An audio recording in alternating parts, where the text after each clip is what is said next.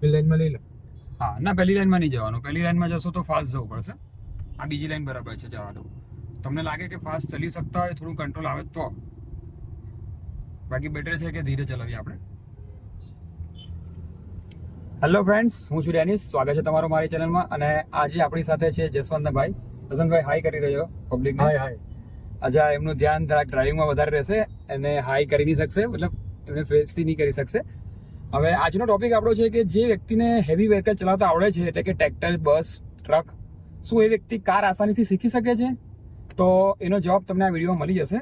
અને એમનો જવાબ જસવંતભાઈ આપશે તમને કે હેવી વ્હીકલ શીખનાર વ્યક્તિને કાર શીખવામાં તકલીફ પડતી હોય છે કે નથી પડતી હતી. તમે જોઈ શકો છો કે જસવંતભાઈ પહેલા ટ્રક ચલાવતા હતા, સોરી ટ્રેક્ટર ચલાવતા હતા ને. એક ખેડૂત વ્યક્તિ છે જે ખેતરમાં ટ્રેક્ટર ચલાવતા હતા. હવે એમને કાર શીખવામાં થોડીક પરેશાની થઈ હતી. એનો અનુભવ જાતે જ બતાવશે. અને તમે જોઈ શકો છો અત્યારે ટ્રાફિકમાં આસાનીથી કાર ચલાવી શકે છે. નોર્મલ ટ્રાફિક છે અત્યારે, ધીરે ધીરે ટ્રાફિક વધારે છે. આપણે છે અત્યારે સુરત સિટીમાં, સુરત સ્માર્ટ સિટી, જેની અંદર સવારના વાગ્યા છે 10:52. સવારનો 10:30 વાગ્યાનો ટાઈમ થયો છે, સોરી 11 વાગ્યાનો.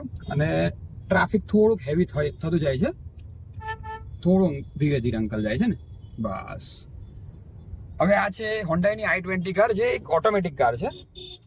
હવે જસવંતભાઈએ જે ટ્રેક્ટર ચલાવ્યું હતું, થોડું ધીરે ધીરે, રિક્ષા પણ છે. આપણે આગળથી જસવંતભાઈ રાઈટ ટર્ન લેવાનો છે પ્રાઇમ માર્કેટ તરફ. એમણે જે ટ્રેક્ટર ચલાવ્યું હતું એ મેન્યુઅલી હોય, ટ્રેક્ટર તો ઓટોમેટિક નહીં હોય, મેન્યુઅલી ચલાવેલું હતું. તો ઓટોમેટિક ચલાવવું થોડું સહેલું તો છે, પણ રિસ્કી બહુ છે. તેમાં ઘણી બધી વસ્તુનું ધ્યાન રાખવાનું હોય છે. જસવંતભાઈ ધ્યાન રાખજો, રાઈટમાં સિગ્નલ તો તમે બતાવ્યું છે, પરંતુ પાછળ આવવાની ટ્રાય કરશે. બરાબર, ધ્યાન રાખીને રાઈટના કાચમાં જોતા રહેજો. હા, આગળમાં ગાડી આવે છે, જોઈ લેજો. હા, બરાબર છે, પરફેક્ટ. ટર્નિંગ પર પૂરેપૂરું ધ્યાન. સર્કલથી આપણો ટર્ન આવશે. ધીરે ધીરે ધીરે, થોડી તમે ઉટાળ કરો છો. હા, હવે આપણે સામેના રોડ પર જવાનું છે સીધું. લેફ્ટથી પણ જે વાહન આવશે એની પર બી ધ્યાન આપવાનું છે, અને સામેના વાહનો પર બી ધ્યાન આપવાનું છે. થોડો હેવી વ્હીકલ આવે છે તો થોડું આપણે શાંતિથી અટકીને જઈશું. તમારી રાઈટમાં એક રિક્ષા આવી ગઈ છે, એની પર બી ધ્યાન આપજો. અને તમારી લાઈન સામે બરાબર પરફેક્ટ જવી જોઈએ, એની પર બી ધ્યાન આપજો. ધીરે ધીરે.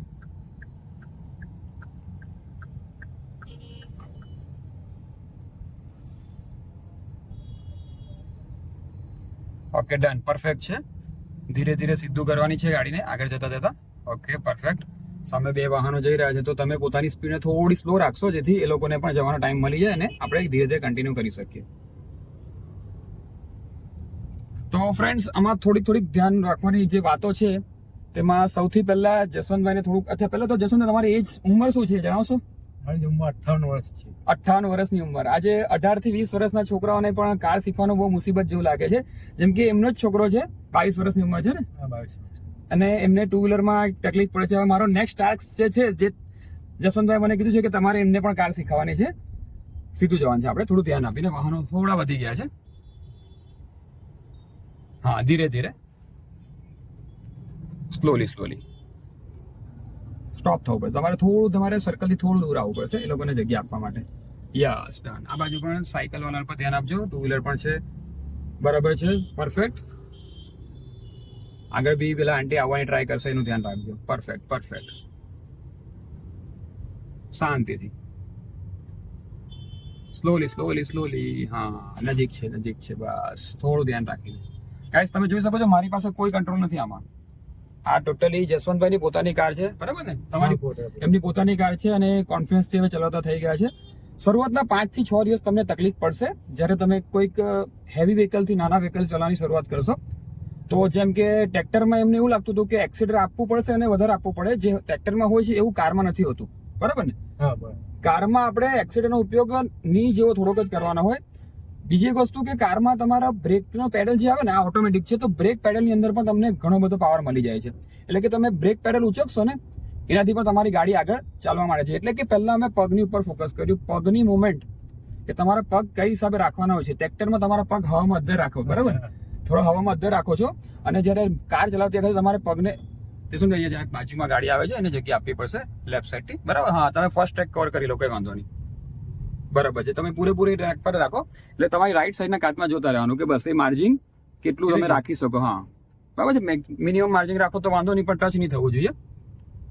કારણ કે નાનો રોડ છે ને, તો તમારે કોઈ બી એક લાઈન પકડવી પડશે. જો ફરીથી એક લેફ્ટમાં ગાડી આવવાની ટ્રાય કરે છે, એટલે તમે બસ આ લાઈન પકડી રાખશો ને, તો એ આસાનીથી ધીરે ધીરે લેફ્ટથી નીકળી જશે. આપણે એને જગ્યા આપવાની જરૂર નથી. પણ ધ્યાન રાખો, જો સામે ટેમ્પો છે બરાબર, તો એ ટેમ્પા પાસેથી તમને ઓવરટેક કરશે, ત્યાં ટેમ્પા પાસેથી જશો તો લાગી શકે. એટલે ધ્યાન રાખો કે ક્યારે તમને ઓવરટેક કરે છે. જો આ ટેમ્પો આગળ આવી ગયો, એટલે કોઈ તમને ઓવરટેક કરતો હોય ને, તો તમારે થોડો સ્પેસ બને ત્યારે એને ઓવરટેક કરવા દેવાનો. એટલે ધ્યાન રાખવાનું કે ઓવરટેક કરતો ત્યાં તમારી ગાડીને ટચ નહીં કરી દે. તો પગની મુવમેન્ટ, એક મિનિટ જોઈ લો, એ ઓવરટેક કરી શકે છે અત્યારે, કારણ કે રસ્તો થોડો ખુલ્લો છે. હા, પાછળ હોર્ન મારે છે, નોર્મલ સ્પીડ વધારે જો, બહુ ફાસ્ટ નહીં કરતા. અમારી ગાડી તમે જોઈ શકો અત્યારે 15-16 પર ચાલી રહી છે, 14-15 પર. બાજુમાંથી ટ્રાય કરે છે, એટલે ધીરે ધીરે. જ્યારે બી બાજુમાંથી કોઈ આપણને ઓવરટેક કરતું હોય ને, તો આપણે થોડું એક્સિડન્ટ છોડી દેવાનું, અથવા તો બ્રેક વાળો પગ થોડો પુશ કરી દેવાનો. બરાબર, એટલે કે પહેલું જે ધ્યાન આપવાની વાત છે કે પગની એંગલ કઈ હિસાબે રાખવાનું છે, પગ કઈ હિસાબે મૂકવાનો છે, એ નીચે અડેલી રાખવાની છે. બીજું એમને થોડો ડાઉટ હતો કે સ્ટેરિંગ ઘણું બધું ફેરવવું પડે, બરાબર ને?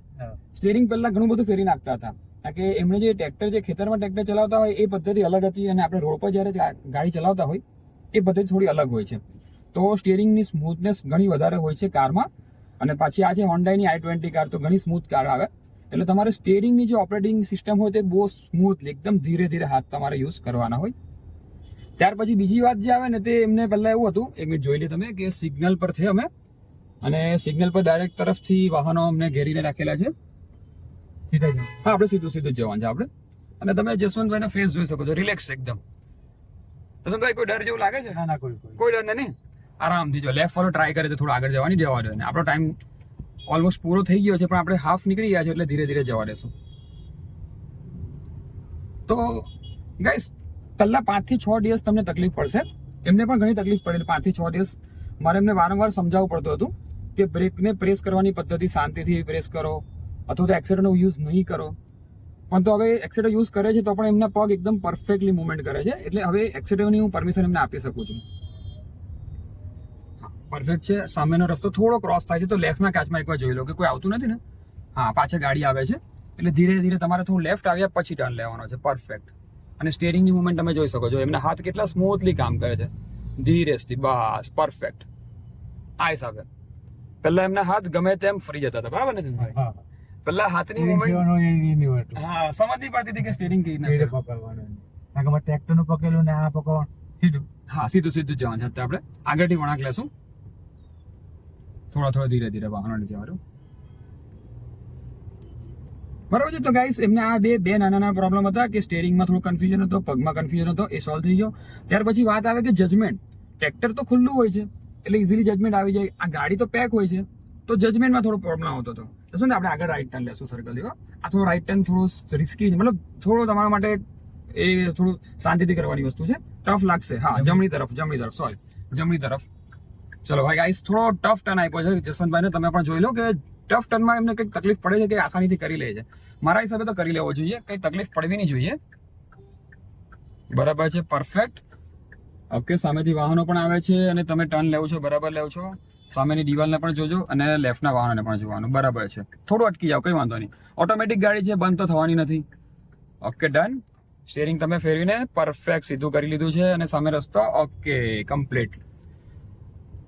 હવે તો મારે કઈ બોલવું નથી પડતું. કેમ? પેલા ઘણું બધું પેલા ખુલ્લા કઈ મારે આમાં હાંકવાને સારું લાગે. હા, પેલા ગાડી જાય, હા, ને આપણે સાચવીને જવાય. સાચવીને જવાય. ખુલ્લા મેદાનમાં ખબર નહીં પડે કે ક્યાં કોઈ નીકળી પડે, કેવું થાય. બધા ધીરી જાય એટલે ખ્યાલ આવી જાય બધો. જસવંતભાઈ પહેલા મને એવું કહેતા હતા કે મને ખુલ્લા મેદાનમાં લઈ જાવ નહીં, ખુલ્લા મેદાનમાં શીખ્યા આપણે, બરાબર ને? પણ ખુલ્લા મેદાનમાં આપણને ખબર નહીં પડશે કે ક્યાં વળાંક લેવાનો. મેં એમને રોડ પર જ શીખવાનું શરૂ કર્યું, પરંતુ મેં ધીરે ધીરે રોડ પર ટ્રાફિક સિલેક્ટ કર્યું. એટલે કે પહેલા ખાલી રોડ પર ગયા, જ્યાં રોડ પર લાઇનિંગ દોરી હોય. પછી ધીરે ધીરે એવા રોડ પર ગયા કે જ્યાં થોડું ટ્રાફિક હોય. પછી ધીરે ધીરે અમે વધારે ટ્રાફિકમાં ગયા. તો ધીરે ધીરે એક્સપિરિયન્સથી આપણે આગળ વધતા જશું ને, તો આપણે આઈડિયા આવતી જશે કે આપણે ડ્રાઇવિંગ કઈ રીતે કરવાનું છે, સ્ટેરિંગ કઈ રીતે ફેરવવાનું છે, અને એક્સિડન્ટને કેટલું પ્રેસ કરવાનું છે. હવે વાત કરીએ કે જજમેન્ટની, તો એમને ટ્રેક્ટરમાં જે ખુલ્લો રસ્તો મળતો હતો ને, મતલબ ખુલ્લું હોય એટલે ઇઝીલી જજમેન્ટ આવી જતું હતું, બરાબર ને? ટાયર ખબર પડી જાય કે ટાયર આમાં નહીં પડતી હતી. હવે થોડો અંદાજો આવે છે ને આમાં.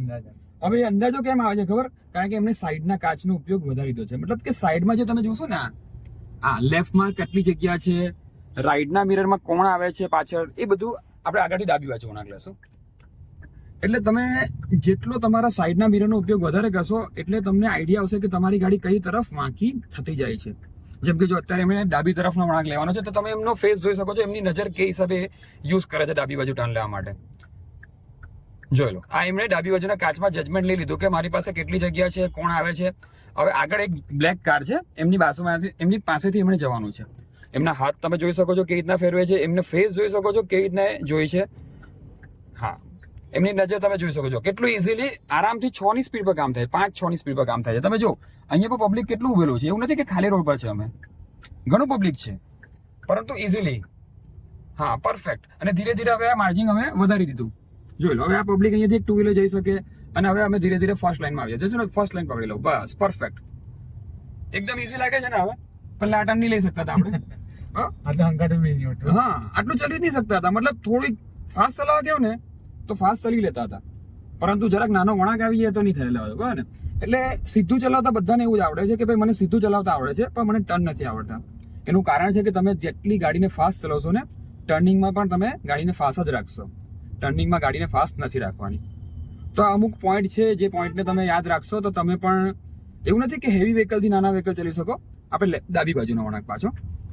તમે કોઈ પણ રીતે કાર શીખવા માંગતા હોય, તમે પહેલા કાર ડ્રાઇવિંગ કરી હોય કે નહીં કરી હોય, તમારે કાર શીખવા માટે એક નિયમ બનાવીને રાખવો પડશે.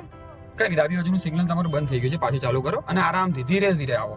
થોડું થોડું સ્ટીયરિંગ ફેરીને બતાવો, જેમ થોડું થોડું, બસ આટલું ફેરવ્યું. હવે સમજો, જવા દો ધીરે ધીરે, પરફેક્ટ.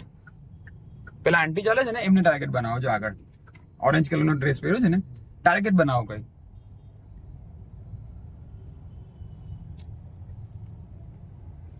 તો આઈ હોપ ગાઈસ તમે સમજી ગયા હશો કે એક કોમન વસ્તુ છે જે હું દરેક વિડીયોમાં કહેતો આવ્યો છું કે ગાડીને ધીરે ચલાવતા શીખો. ધીરે ચલાવતા શીખશો તો જ તમે કાર શીખી શકશો. બાકી તમારા માટે 6 મહિના શું, 1 વર્ષ શું, ટાઈમ નીકળતો જશે. ધીરે ધીરે, શાંતિથી ટાઈમ નીકળતો જશે, તમે કાર શીખી નહીં શકશો. જસવંતભાઈ, ખરેખર કેટલા દિવસ થયા આપને? 15 દિવસ છે ને આજે. 15 દિવસ થયા આજે. 15 દિવસમાં કેટલી 5 રજા પડી આપણી? 5 રજા પડી. કઈ કારણસર હું કામમાં હતો, કોઈ કારણસર એમને કામ હતું. તમે એક હેતુ બનાવો કે રોજ કાર શીખવા માટે નીકળવું છે. ભલે તમારી પાસે 15 મિનિટ હોય, તમે આજે શીખશો, 10 દિવસ પછી પાછા શીખવા જશો, 1 વીક પછી પાછા શીખવા જશો, મહિના પછી પાછા શીખવા જશો. એક દિવસ શીખો એમાં નહીં શીખાશે. તમારે એક નિયમ બનાવવો પડે, એક ટ્યુશન ક્લાસની જેમ તમારે ક્લાસ બનાવવો પડે. તમારા કોઈ ફેમિલી મેમ્બર પાસે શીખો કે કોઈ પ્રોફેશનલ મારી જેમ કોઈ ટ્રેનર પાસે શીખો, પણ એક ટ્યુશન ક્લાસની જેમ તમારે રોજ ડેઈલી એનું વર્ક કરવું પડશે. તમે ઝડપથી એનું રિઝલ્ટ દેખાશે. એટલે તમારે વધારે 10 થી 15 દિવસ આપવાના છે પોતાના માટે. જો બીજા લોકો પાસે કદાચ આ સમય નહીં હોય, તમારે પોતાએ શીખવું હોય તો પોતાના માટે તમારે ટાઈમ કાઢવો પડશે અને કોઈકને રેડી કરવા પડશે. એકલા જઈને તમે જાતે કાર નહીં શીખી શકો. કોઈક એવો મેચ્યોર વ્યક્તિને તમારી સાથે લઈને કાર શીખવાની શરૂઆત કરવાની છે. જો તમે પણ કાર શીખવા માંગતા હોય તો હું હવે ઘણા બધા વિડીયો મૂકતો રહીશ. મારા વિડીયો જોઈને પણ તમે કાર શીખી શકો છો. જો વિડીયો પસંદ આવ્યું હોય અને જસવંતભાઈનું ડ્રાઇવિંગ પસંદ આવ્યું હોય, લાઈક જરૂરથી કરજો. ડાબી તરફનો વળાંક લેશું. જોઈ લો, અહીંયા પણ ટ્રાફિક છે. ચાલો આજે રાઈટ ટર્ન લઈએ. રાઈટ ટર્ન, થોડો રાઈટ ટર્ન ટફ હોય ને, રાઈટ ટર્ન લઈએ. એક રાઈટ ટર્ન આપણે જસવંતભાઈને જોઈ લઈશું અને પછી અલવિદા કરશું. વિડીયો જો પસંદ આવ્યો હોય તો એક લાઈક જરૂરથી કરી દેજો. જસવંતભાઈનું ડ્રાઇવિંગ માટે એક લાઈક જરૂરથી કરી દેજો. ધીરે ધીરે, એની ગાડી આપણીથી બહુ નજીક છે જસવંતભાઈ. બસ થોડું ટ્રાફિક વધારે છે ને, શાંતિથી. કઈ નહીં, જવા દો, એ લોકોને જવા દો, આપણે કોઈ ઉતાવળ નથી. ગાઈસ તમે જોઈ શકો છો ફૂલ ટ્રાફિક છે બધી જગ્યાથી, પબ્લિક સામે રાઈટમાં. અને આ સર્કલનો ટર્ન છે, ખાસ કરીને બધાને સર્કલના ટર્નમાં તકલીફ પડતી હોય. બસ અહીંયા સ્ટોપ કરી દેજો. આપણી ગાડી 0 પર આવી ગઈ છે. સ્ટીયરિંગ અત્યારે નહીં ફેરો, તમે મુવમેન્ટને જોઈને પછી સ્ટીયરિંગ ફેરો છો. ગાઈસ તમે જોઈ શકો છો ટ્રાફિક થોડું જામ થવા માંડ્યું છે,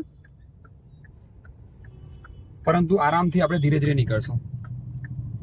હા, આ એક સાંકળ છે, એક ગાડી નીકળશે ને એટલે ધીરે ધીરે નીકળશે ને જો એક ગાડી અટકી રહેશે તો બધા અટકી રહેશે. થોડી મુવમેન્ટ કરી જશો, થોડી 0 પરથી ખાલી 1 પર ગાડી જવા દો. બસ ધીરે ધીરે, પરફેક્ટ. બસ થોડું સમજો, સ્ટીયરિંગને ફેરવ્યા કરો છો તમે તો તમારી ગાડી વધારે સર્કલની નજીક ચાલી જશે. પરફેક્ટ. હા, બસ જોઈ લો ગાઈસ, ધીરે ધીરે જેવી બસ નીકળી બધું ખુલી ગયું. બરાબર. તો આઈ હોપ તમને મારી વાતમાં સમજ પડી ગઈ હશે. અને આપણે નેક્સ્ટ વિડીયોમાં મળશું કે જસવંતભાઈના છોકરા આપણે ગાડી શીખવાની ચેલેન્જ છે. કારણ કે એ છોકરાને 2 વ્હીલર શીખતી વખતે એક નાનો હાદસો થઈ ગયો હતો એની સાથે. તો એનામાં ડર છે કે એને 2 વ્હીલર પણ નથી આવડતી અને આપણે એને કાર શીખવાની છે.